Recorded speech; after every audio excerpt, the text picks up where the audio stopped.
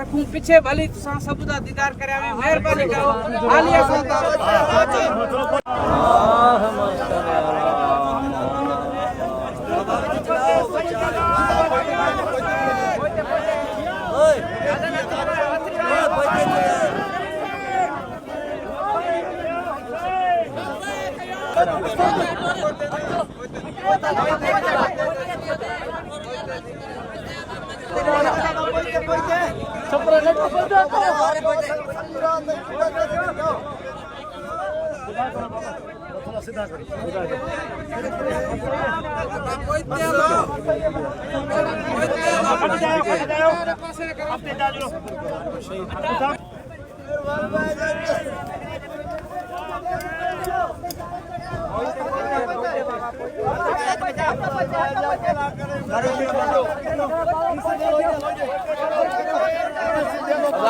Ponte.